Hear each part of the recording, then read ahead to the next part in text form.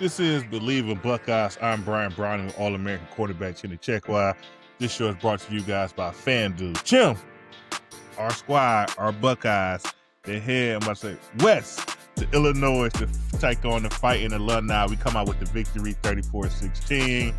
Nice road game against a ranked team, 5-1 when we walked in the stadium. When we left, they ended up being 5-2. How you doing, Chim, man? What's going on? I'm doing good. This was the first weekend. I went back-to-back weekends on Saturday weddings, having to watch the game at the reception. This is the first weekend I got to, get back in front of my TV and my spot, watch the game, play-by-play, pause it, rewind it, fast forward, and really soak it all in. So, big win on the road. Shout out to Buckeyes getting that win. I think people underestimated Illinois as a team just because of what Indiana did to them. But Indiana did. Yep. That's one of those games where it got away from them. But I really think Illinois is a solid football team. So that's a for sure big win that we can't underestimate for the Buckeyes being able to get. Yeah, no, that's a great point because it feels like around Buckeye Nation, like, oh man, we need to step it up. We need to do a little bit better, man. And what happened this game? If you look at the stats, Illinois had more offensive yards than we did, and things of that nature, man. So I don't feel that way. But I will say this is funny. This is how you know how much Buckeye Nation felt that this game was a downer. I did the post-game show, right? I'm watching Coach Day at the presser. The first question was, so Coach Day, man, the team got off to a slow start today. And they caught him off guard. He stopped. He almost stumbled. He's like, what? Like, hold on. What happened the first drive? We got a field goal. What second drive? What happened? We scored a touchdown. So the first two drives, we scored points, and it's a slow day. Like, what do you want? But, man, that's crazy. That's crazy, man. That's Buckeye Nation, man. Yeah, it almost feels like it's not that we scored. It's just how we scored, right? Because it wasn't explosive play after explosive play. It felt like we had to drive down and score, or we had some run plays. Some of them got stuffed. Some of them went for 10 yards, 4 yards here and there. And we had some tough runs to get in the end zone. So it didn't feel like it was a fast start. But I don't understand it. Honestly, maybe because I'm a defensive player, or maybe because I came up in trestle ball era. I don't know. I just don't understand it, man. When you go up 20-0, that's a fast start. I bet the coordinators and the head coach for Illinois was like, man, Buckeyes got off to a fast start, and they had to try to get back in the game. But it's interesting, man. I really want to start off with the positive, right? Yeah. Mm-hmm. So I want to name my Buckeye player of the game, who I'm going to give my Buckeye to. Okay, there you go. I want to make this, not only am I going to give him my Buckeye, I want to declare this guy as a potential candidate for the Jim Thorpe Award here at the end of the season. I want to put it. I know I don't have no authority in this case, but I want to put his name in the hat for a potential Jim Thorpe Award, and that's Jermaine Matthews. He forced 2 turnovers. One was a PBU, ball popped up in the air, got a Peyton Pierce, I think, was the one to pick it off. Then he came on the blitz. First pick for Illinois of the season. Yeah. First pick. That's a key thing. Luke Altmaier hadn't thrown a pick. All year this season, there's been a lot of games have passed since he's last thrown a pick. And Jermaine Matthews forced a pick. That's huge. Another one, obviously, he was playing a lot of nickel this game because Lorenzo Styles couldn't go. Blitzed off the edge, got a sack, fumble to force another turnover. So shout out to Jermaine Matthews. He gets my Buckeye. And this is official. His his campaign with the Jim Thorpe Award has officially starts today. So, I'm letting everybody know that as well. Yeah, but look, real quick though, let's double click on that. That's one quick, because obviously he's usually the outside corner, right? I mean, that's where he lines up most of the time.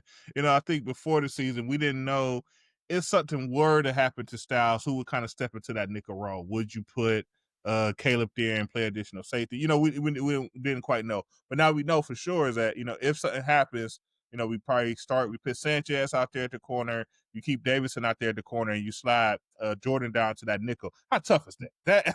It doesn't seem like this the run of the mill thing. How tough is that to kind of change that position and then go out there and strive at it at the same time? Yeah, I mean, he seems well equipped for it, man. He's a guy who, as you watch him, he could do a lot of things on the field. He's great in press man coverage. He's great in zone coverage. He has a good feel for the game. So, him being at that nickel position honestly puts him around the ball a little closer to the ball a little bit more often. It gives him more opportunities to make some plays, which we saw him be able to do. The question always is, bringing a freshman corner in the game now, who now has to start and play heavy minutes. That's always a potential challenge, especially in a big game on the road. I thought Devin Sanchez was able to hold his own. He's going to continue to develop and grow. And, I think the way Coach Patricia has done it, I think you have Jermaine Matthews who can play that nickel position. I honestly think even Nosen, if there was another situation where Matthews couldn't do it, he likely could slide inside as well and do it. So I think the way they structure this defense is those guys that they rely on to be veteran guys, to be guys to do multiple things, are the guys that are making this defense go. And both those starting corners are two guys that are able to do it. Shout out to Davidson Ebenolson, who also had a big time game. Ton of Yeah. PBUs, So some you got 3. questionable, Yeah. some questionable, some borderline. But hey, he was out there making plays. He's been making plays all year, and not just in pass, also in run support, which he's not getting a ton of credit for. But that's another guy. If I don't see him on the first team All Big Ten ballot, if I don't see him considered for All American, I'm gonna have an issue with it because he's playing as good as any corner in the entire nation right now. Yeah, that's fair. I mean, obviously, last year the story was the penalties with him. He was always in position, but he get the penalty. This year, he cut down on the penalties. I think maybe he got one this past week. Like you said, one was questionable, but if it wasn't flagged, it didn't happen. But he was playing fantastic as well. And since we're talking about highlights, I'm gonna go ahead and get my Buckeye out as well to our left guard, Luke Montgomery. He's been having a stellar season. This past weekend, he did not. he didn't lit things down there. He essentially scored a touchdown. Our first touchdown on the day, if you watch it, him and Sherfield completely erased the guy in the goal line. If Yeah. you could get that type of movement in those type of situations, you score touchdowns. And that's what we were able to do. And Luke has been having a fantastic year. Been kind of quiet. I think he got player of the game, I think, a week or so ago. But it's been kind of quiet. The offensive line in general been kind of quiet, which is a good thing for me. That means they're doing the right Yeah. things and they're winning Right. and dominating at the times need to. So shout out to Luke there. But I got a question on Twitter. You had kind of put out, we had put out, what topics people want to hear, and someone kind of asked directly about the run game. It was like, and the question was more like, what's going on? Why is it not popping, more or less? Yeah. Is it the offensive line? Do they need more time to become maulers? Is it our running backs and they're just, mediocre and they're just not exceptional as we had the season prior? And to that, I don't know. I feel a little funny about it because if you look at the stats after this past game, we ended up with 106 rushing. We only had 2.9 a carry. Bo Jackson had 10 carries and he averaged 4.7, which is good. That's good enough. But everyone else kind of was a little bit lacking. CJ had a couple of runs for touchdown, but his average on the day was only 3.4. I would just say that that's just, we run the ball when we need to. A lot of people are kind of down on our offense, down on Hartline, saying maybe he don't have the experience as a coordinator. But like you stated, we was up 20-0. What Yeah. else do you want from? I don't have a problem being up 20-0 trying to figure things out. Illinois never was a threat to win this game. They never had the lead. Never. Never was one score away with the ball and attacking or anything of that nature. So to me, as an offense, you did what you needed to do. You got up 20-0. Third quarter came out. Illinois got a little momentum. They scored a touchdown. You know what we did? We scored a touchdown right back. And essentially, by the time the fourth quarter came, the game was over. So Illinois get a touchdown late. And, whatever. The game was out of hand at that point. As an offense, we're not about to just go out there and just score 70 a week. We love the highlights. We love the explosive plays. But sometimes they're not there. It's more important that you just continue to execute and do the right things and not make mistakes. This is a game here. This game turned down the turnovers. Like I said, Illinois had a lot of driving to do. They outgained us as an offense, but they had 3 turnovers. We had no turnovers. So we was able to kind of capitalize off their mistakes. And also had a punter that took a knee, basically, would look like a turnover. They had a punter take a knee. That's all that stuff equals to us scoring points and them not scoring it. So to me, there's no issue with the offense. Do we need to be cleaner in the red zone? Maybe make it look a little bit easier when scoring touchdowns in certain situations? Yes. But overall, to me, this is not a game where I'm like, oh, offensively, we need to step it up. What are we doing? Why are we running the ball so much on first down? I'm not on that side of things. What's up, Buckeye Nation? Brian here. Chim, you got something for the people? Yeah, we're promoting the Coach Tressel Fitness Challenge. And along those same lines, we're promoting health. And one way to do that is to make sure that you have strong immune systems. That's why we'd like to announce our partnership with Bleav Vitamins. Bleav offers immediate support and long-term immunity training. Yeah, and I take Bleav, and what I like about it is vitamins for the entire family. So you take it all together, clean ingredients, traceable ingredients, so you know exactly what's in it. And it provides that long-term immunity training to really support health. And that means less downtime and more showtime. And we all know in the game of football and also in the game of life, your best ability is availability. So here's the play. Go to Bleav.com, that's BYMAE.com, and use the code Buckeyes for your first order. You get a discount. It'll help train your immune system just like we train. That's right, 50% off. Yeah, that's an interesting thing because there's been a lot of talk. I think we're running the ball a lot on early downs. We're very predictable. I went and looked at the run pass, the play by play, and in every quarter it's been equal, run and pass on first down, except the third quarter. The third quarter was the only one where you had more runs, and basically in the third quarter we had a long drive, 7-minute drive, and scored a touchdown. All right. Yeah. So those runs didn't affect us in no way, shape, or form. I do think there's this feeling of, we need to have a more explosive offense. And when we don't have a more explosive offense, it feels like we're not having good offense, which is, is weird. I mean, we look up on the scoreboard, it's 20-0. But man, those 20 points just didn't feel like they came as easy as they should. It to me it's a little bit problematic. Obviously it doesn't necessarily affect the team, but just the perception I think is off.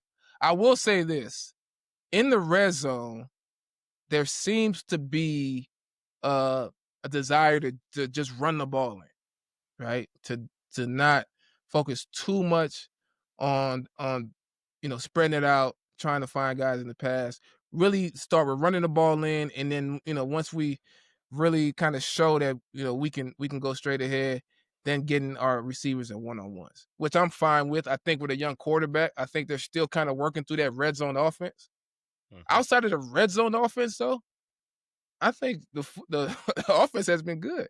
The one thing that's a little different, huddling up, not a lot of up tempo, which to me is fine. I think you got a young quarterback. You still got to bring that young guy along. And I don't care about scoring 70 points. Listen, this is a mistake. You go score 70 points versus Illinois. You go score 70 points versus Ohio U. And then you go play against Michigan. And all those, screen pass, those deep balls, all that stuff, they figure out a way to stop that, and they forced you to drive up the field and take what the defense is giving you, run the ball. They stay with too high safety, and you can't do it. And then you put yourself in a position on third down where you're in third and long. You got to get the first down, and then you get stopped, and then they're able to go on long drives and score. That's how you lose a game. You got to be able to build a foundation on being able to execute the simple things. And I think if I was to pinpoint maybe the area of most improvement, I do think the run game does need some improvement. I think those tight ends that we use a lot of, and see some blocks missed, and not being able to execute to perfection it there. And I think the running backs just need to be better at the end of the day. Yeah, Zamar looks good. Yeah, right. Yeah, no, I think I agree with all those points. I feel like our so far it has shown that our best back is Bo Jackson, who's a true freshman. And, we have to, once again, I think he had a solid game, 10 carries, 4.7 a carry, nothing to sneeze at. Yes, we could get a little bit more out of our other guys. They need to kind of, pick and take some chances on making guys miss, making guys miss, and then, kind of excelling and things of that nature. To Donaldson, he scored 2 touchdowns. So I think that was like 1 yard run. So, maybe he could have got more. I don't know, but he scored the touchdown, which is the ultimate goal of that play, he was able to get that and achieve. So I don't know, man. I just think I think you said this as a defense. What's the one thing you don't want to do in the red zone? How you don't want to give up a score if you're gonna give up a score? You don't want them to run it in. You can't let the Exactly. offense run So, it in. so if we're going to practice one thing, like let's get good at that, right? And then maybe Right. that would kind of loosen up the other things, and we can maybe make some more flashier touchdowns to appease Buckeye Nation. But if we're scoring touchdowns, we need to. If we're up by 20-0, I don't know. I feel like overall we did our job. But I will say this because this is one point here that Coach Day said in the presser. And it's probably and obviously this is the first game. Once again, we didn't have the most yards, and then also we had 2 touchdowns. And I was able to score 2 touchdowns against us. And he kind of just went to the fact that we went to the locker room. Guys was just due to leadership. Was maybe feeling a little bit down, maybe not as fired up as used to. And he had to kind of remind the team, like, hey, this was a ranked team on the road. This is a very good win. Feel good about the way you perform. Yes, we got some things to improve on. We're halfway through the season right now at this point. We will continue to improve. We'll continue to grow. But hey, this is a good win against a good team who had you circled. You had to know Illinois, Right. who had a lot of high hopes this season, had Ohio State circled on their schedule, and they figured if they could get a win today, they could really boost themselves and the opportunity to make the playoffs, especially after coming off a big loss, like we said, to Indiana a few weeks before. So, Yeah. but man, let's get to, go ahead. No, I was gonna say all the mishaps really most of them came in the pass. It was like a screen pass to Jeremiah Smith. I don't know if it was supposed to be a screen or what. He wasn't looking for the ball, the Yeah, miscommunication there. Deep ball to Jeremiah Smith. He actually caught it, and then they came back and caught it, not a catch. There was another pass that in the was a red catch. zone I thought it was a catch. Yeah. There's another pass to Cornell Tate in the red zone where it was a miscommunication. He's running up the field. It was thrown to the outside. Um, Really, the run game was effective. It wasn't the most explosive run game. When they got to the red zone, they ran it 3 times in a row outside of the first drive where they got stopped on the shovel pad. The other ones, they were able to run the ball in. And again, defensively, first thing you're saying is we can't let them run it in.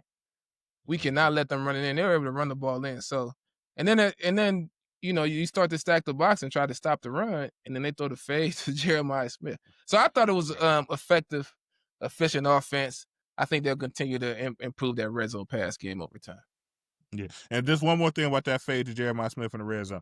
It was a fade on the goal line. He had like 5 yards of margin. It was ridiculous. I was like, man, how is this even possible? It's not even that much field. But that's what type of guy we're dealing with here. But man, let's talk about the Big Ten. Obviously, the big games this weekend. Michigan at USC. Michigan did do well. USC blew them out. Not a huge surprise to me. But the big news: Penn State losing to Northwestern in a tight one, which obviously led to the firing of James Franklin. I know you got some very strong feelings about the Nittany Lions and their program and who they are as a team. I got to get your thoughts. Man. Yeah, I'm gonna flip it, man. I'm gonna flip it. I've always been somewhat critical of Penn State because I thought they reached a ceiling. They were a second tier Big Ten team, but they believe that they can get to the next step. They believe that they can get to the first tier. They spent a lot of money bringing guys back, investing in their quarterback, their running backs, bringing receivers in. And it was all for naught, right? Because I never felt like they could actually take the leap and get to the next step. The problem with the expectation is that you get disappointed when you can't actually get there. And that ultimately leads to what we see now is James Franklin being fired for not just, not getting to the next step, but also regressing. Penn State is not a team that operates well as the front runner. Like they just don't. They're the team that needs to be the underdog. Nobody expects them to do nothing, and then they can stack some wins and then put themselves in position to compete. But once they become the team that is expected to compete, we don't expect them to get over the hump.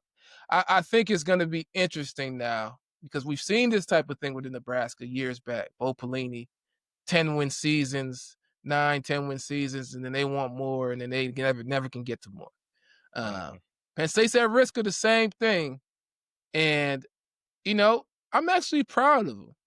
I'm proud that they're trying to take the lead. So before I finish my point, though, I want to get your perspective on the James Franklin firing. What do you Look, think? I think they jumped the gun. I mean, like, let's be frank about Penn State. Joe Paterno was the coach for what, 50 years? I don't know. Let's say 50 years for the sake of it. James Franklin is the head coach for what, 10 years? So you had two head coaches over the 60 years, right?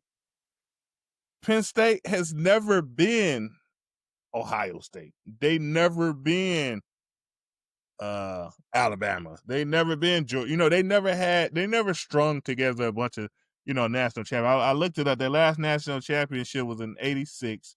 I think they won one in 84. 1994, they had an undefeated season. It was a bowl. They didn't get in the right bowl, so even though they had an undefeated season, they never was crowned national champion. So let's give it to them in 94. Okay. Yep. What is it? That's 31 years ago. The last time you legitimately won one was 40 years ago. Like you're not that team. Like you're a team that's, like you like to say, they're a second tier Big Ten team. They like to make some noise every once in a while. They would beat one of the Blue Bulls. They'll beat Ohio State. They'll beat Michigan, and they'll better beat Big Ten. Maybe win the Big Ten every once in a while. But you just never, you kind of. I sometimes think fan bases and forget, like, we never was this. This is really the best. This is our best. Is this right? Getting 10 wins. They expanded the playoffs for Penn State. We could make an argument. They did that for Penn State, and they made a run. They made it to the semis, right? They were playing well. Yeah. They were in a tight game with Notre Dame, and they let them down. They lose the game, and then all of a sudden, like you say, they buy their team back. They steal the formula of Michigan. They steal the formula of Ohio State, and it don't work out for them. You know why? Because this is just who you are. That's who you are. So, in my opinion, no, this season wasn't going the way you expect it to go.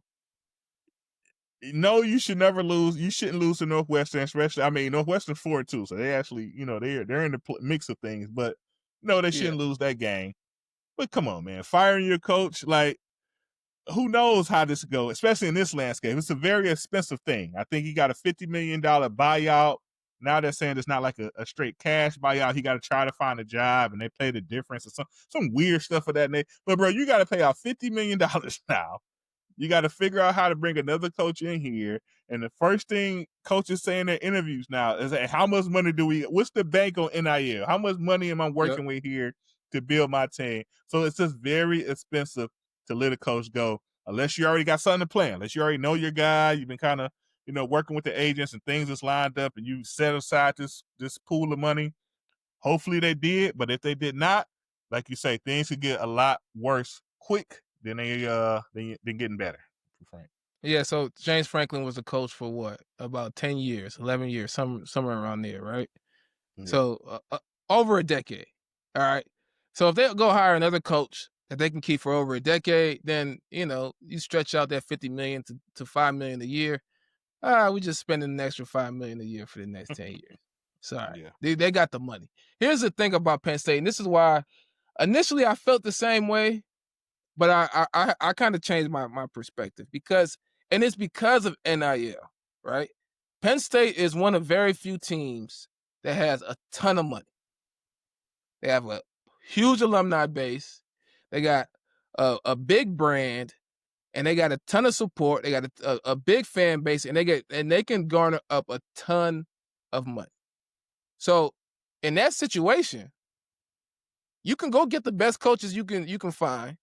You can go also bring in the best players you can find, not just from high school, but from the transfer portal as well. So as a donor, you feel like you can impact winning more so now than you could in the Joe Paterno days, right? I can actually go out there and find whatever coach that we feel is the best coach, and we could throw as much money as we want at him. And hey, if it doesn't work out, we get rid of him. We throw some more money at the next coach. And I think they are in a position.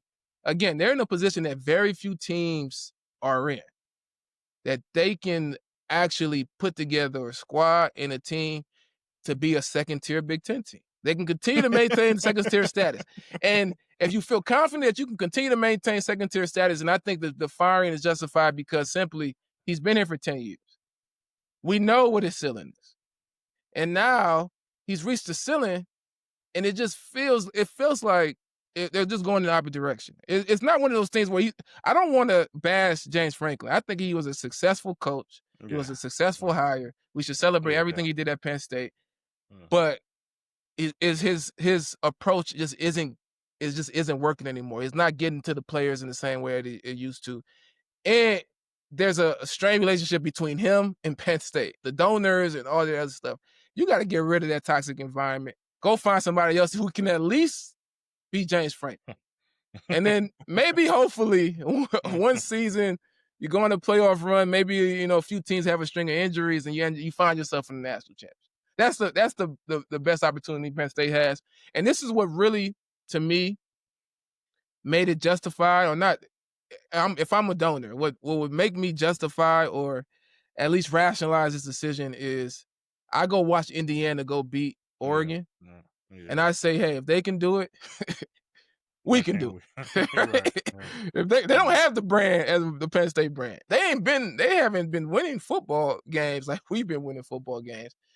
And Notre Dame is a bigger brand in their state.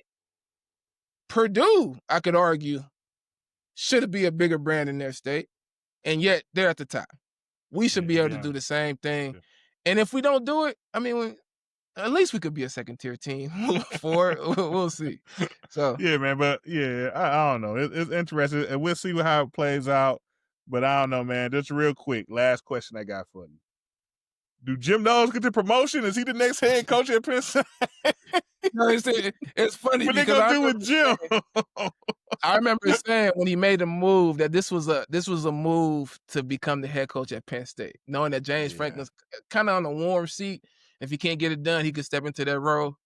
But after giving up all those points to UCLA, I can't imagine paying this guy $50 million and then hiring a guy that was on his staff and gave up all those points.